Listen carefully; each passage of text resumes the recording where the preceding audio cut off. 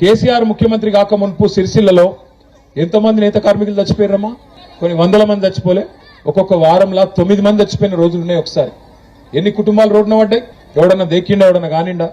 అదే కేసీఆర్ ముఖ్యమంత్రి అయినాక బతుకమ్మకు సీర పెట్టిండు ఆడబిడ్డలకు. మొత్తం రాష్ట్రంలో, ఒక సిరిసిల్లోలకు కాదు, రాష్ట్రం మొత్తం బతుకమ్మ సీర పెట్టిండు. ఎందుకు పెట్టిండు? మన నేతన్నలకు ఉపాధి ఇచ్చేందుకు. మన దగ్గర సాంచలు నడవాలి, ఆ సాంచలలో ఉత్పత్తి అయిన సీరలు ప్రభుత్వమే కొనాలి.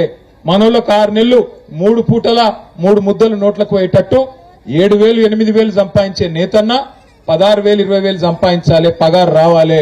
మగాయన ఆ పని చేయాలి, ఇంట్లో ఉండే ఆడపిల్లకు 2,000 బీడీ కార్మికుల పెన్షన్ ఇవ్వాలి.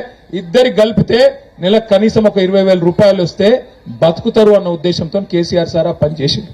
మరి కాంగ్రెస్ ప్రభుత్వం వచ్చింది, రాగానే బతుకమ్మ సీరియల్ తీసేసిండా లేదా? ఇలా వస్తుందా బతుకమ్మ సీరే? ఇలా ఉన్నదా బతుకమ్మ సీరే?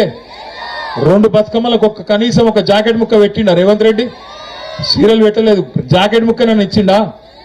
మరి అయినా కాంగ్రెస్ కి ఓటేద్దామా?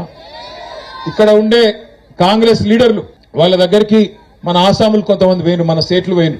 సారు నీ కేటీఆర్ మీద కోపం ఉంటే రేవంత్ రెడ్డికి వేరే తిరిగా చూసుకోమను, మా కడుపు ఎందుకు కొడుతున్నావాయా? ఈ బతుకమ్మ సీరియల్ బంద్ చేస్తే మా సాంచలు బంద్ అవుతున్నాయి, మా బతుకు ఆగమవుతున్నది, చూసుకోవా అని చెప్పి అడిగితే ఏమంటాడు తెలుసా? మహేందర్ రెడ్డి అని ఇక్కడ నా మీద పోటీ చేసిన కాంగ్రెస్ లీడర్ ఏమంటాడు? ఏమన్నాడు ఎరికేనా?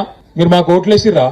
ఏలే కదా, అందుకే అంటున్నా నేను, మీ శాలోలు పోయి మీరందరు నిరోధ పొట్లాలు అమ్ముకోపోండ్రి అని మాట్లాడిండు ఇక్కడ ఉండే మహేందర్ రెడ్డి కాంగ్రెస్ వాడు.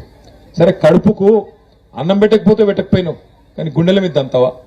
ఆత్మగౌరవాన్ని దెబ్బ కొడతావా? పద్మశాలి లేదు. మీరు అప్పుడాలు అమ్ముకోండ్రి, మీరు పాపడాలు అమ్ముకోండ్రి, నిరోధ ప్యాకెట్లు అమ్ముకోమంటాడా? గిందు కొట్లేయాలనా కాంగ్రెస్ వానికి? మీరు ఒక్క మాట యాది పెట్టుకోండి, ఎవడైతే మీ గుండె మీద దండిండో, మీకు ఆత్మగౌరవం లేదని చెప్పి మీ ఇజ్జత్ తీసిండో గవానికి ఓటేస్తామా ఆలోచించుండ్రి. ఎవడైతే సాంచల్ బంద్ పెట్టించిండో వానికి ఓటేస్తామా ఆలోచించుండ్రి.